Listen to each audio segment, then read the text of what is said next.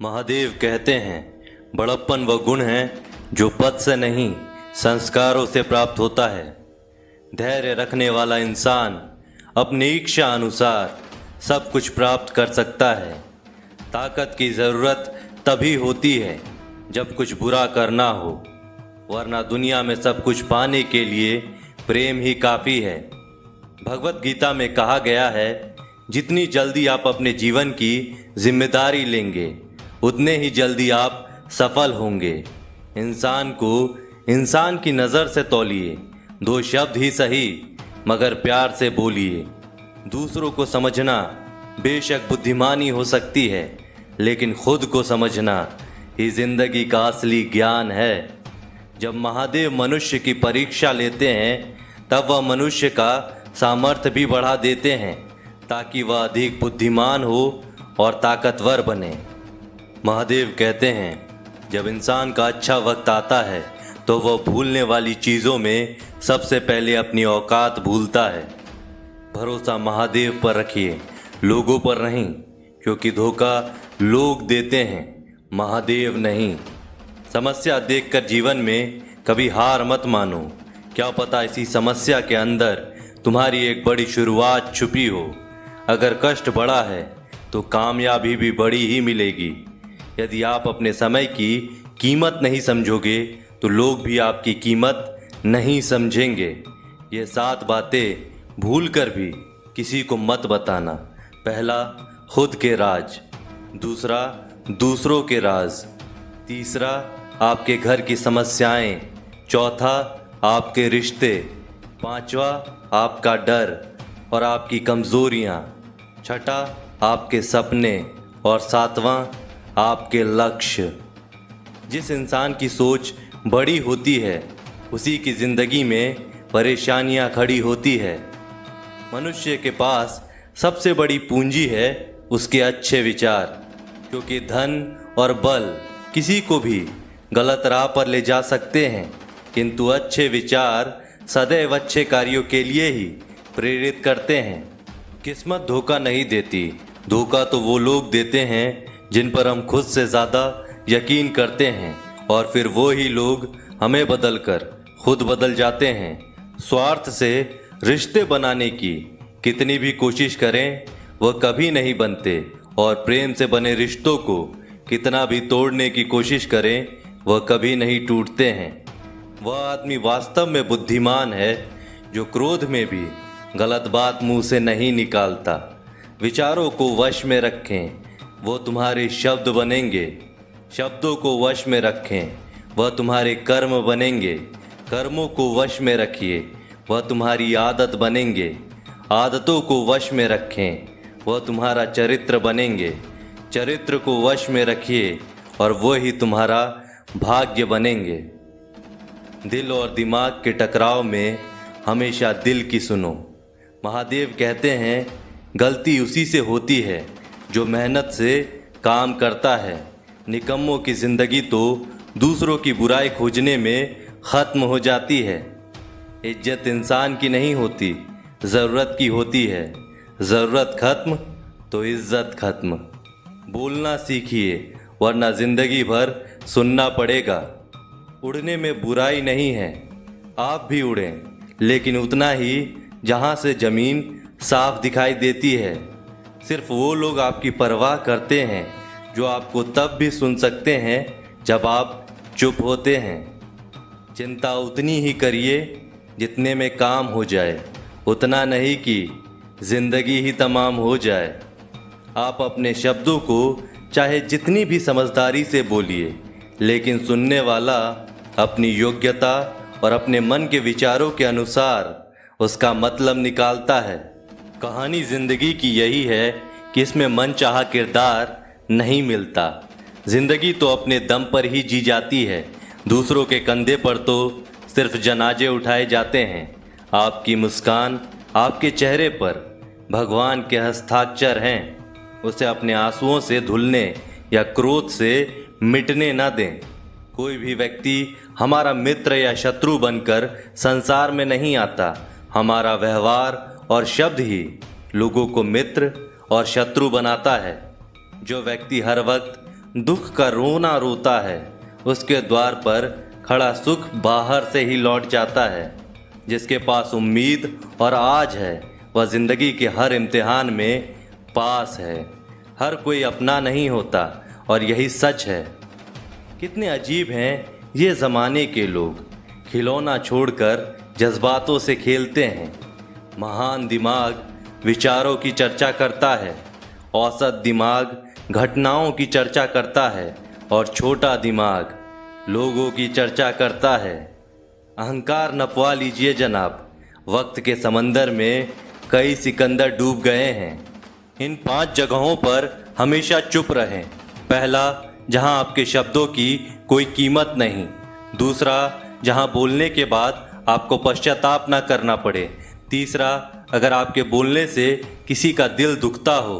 चौथा, अगर आप गुस्से में हो, क्योंकि गुस्से में इंसान बिना सोचे समझे कुछ भी बोल देता है। और पांचवा, जहां आपको समझदारी से कोई सुनने वाला ना हो।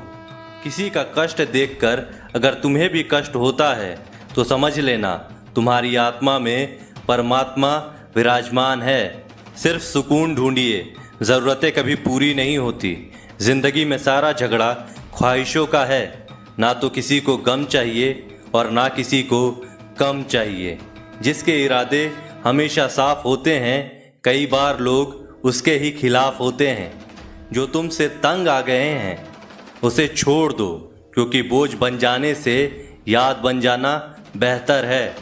झूठ की खरीदारी ज़्यादा दिन तक नहीं टिकती। सच एक ही सही अंत तक साथ देता है। किसी इंसान के आज को देखकर उसके भविष्य का मजाक मत उड़ाओ, क्योंकि समय में इतनी शक्ति है कि वह कोयले को धीरे धीरे हीरे में बदल देता है। महादेव कहते हैं, ना तो अधिक बोलना अच्छा है और ना ही ज़रूरत से ज़्यादा चुप रहना। जैसे बहुत अधिक वर्षा होना भी अच्छा नहीं है और बहुत अधिक धूप भी अच्छी नहीं होती। विचार कीजिए, जब हमारा जन्म हमारी मर्जी से नहीं होता और मरण भी हमारी मर्जी से नहीं होता, तो इस जन्म मरण के बीच में होने वाली सारी व्यवस्था हमारी मर्जी से कैसे हो सकती है। ज़िंदगी में हर मौके का फ़ायदा उठाओ, पर किसी की मजबूरी का नहीं। अगर ज़िंदगी मौका देती है तो धोखा भी देती है। ज़िंदगी की सबसे अच्छी दवा है जिम्मेदारी। एक बार पी लीजिए साहब, ज़िंदगी भर थकने नहीं देगी। जीवन में प्रयास सदैव कीजिए, लक्ष्य मिले या अनुभव, दोनों ही अमूल्य हैं। जिंदगी में तकलीफें तो हवा के झोंकों सी होती है, जो आती है और चली जाती है, पर जब जब ये आती है तो सभी के नकाब उतार कर जाती है। जो आपने सोचा है ज़रूरी नहीं कि वो मिल जाए, मगर जो महादेव ने सोचा है वो आपको ज़रूर मिलेगा। अच्छा इंसान मतलबी नहीं होता, बस वह दूर हो जाता है उन लोगों से जिन्हें उसकी कदर नहीं होती। जो इंसान रोते रोते गुस्से में सब कुछ बोल देता है वह सच्चा होता है, क्योंकि गुस्सा और रोना इंसान को सच बोलने के लिए मजबूर कर देते हैं। किसी से ज़्यादा उम्मीद मत करना, क्योंकि जितना ज़्यादा लगाव होता है उतना गहरा घाव भी होता है। शीशा और रिश्ता दोनों नाजुक होते हैं, पर दोनों में अंतर सिर्फ यही है कि शीशा गलती से टूट जाता है और रिश्ता गलतफहमी से। महादेव कहते हैं, जहाँ गलती ना हो वहाँ झुको मत, और जहाँ इज्जत ना हो वहाँ रुको मत। अकेले चलना सीखो, क्योंकि सहारा कितना भी सच्चा हो एक दिन औकात दिखा देता है। जीवन में आधे दुख तो गलत लोगों से उम्मीद रखने पर होते हैं, इसीलिए उम्मीद केवल खुद से करें।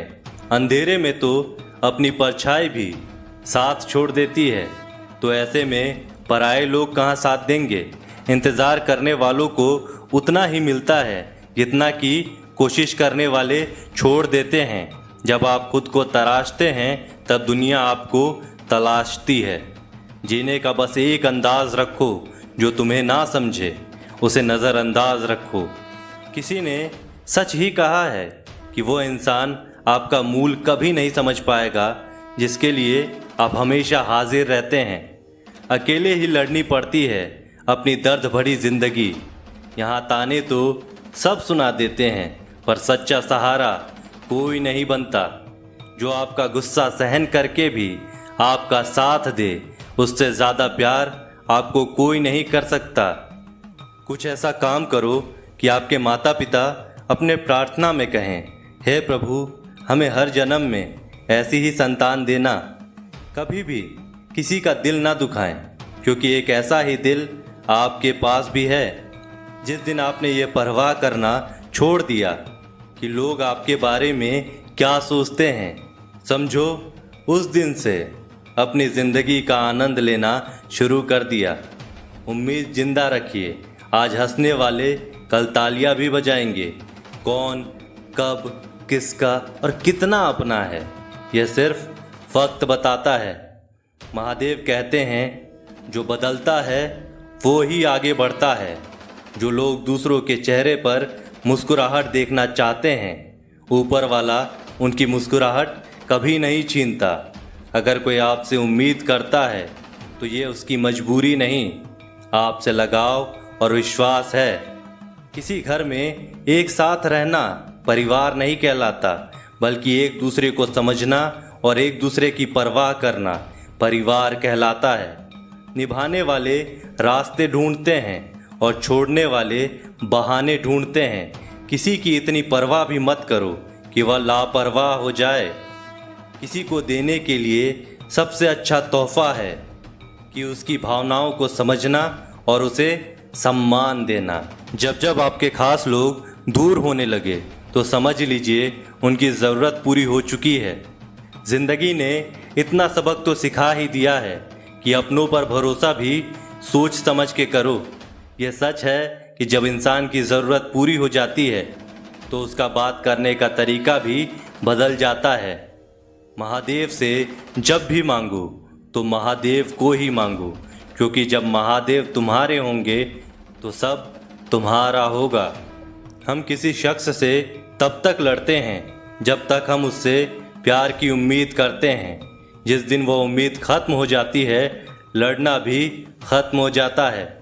बात बहुत छोटी सी है, पर सच है कि रिश्ते सबसे रखो, पर उम्मीद किसी से नहीं।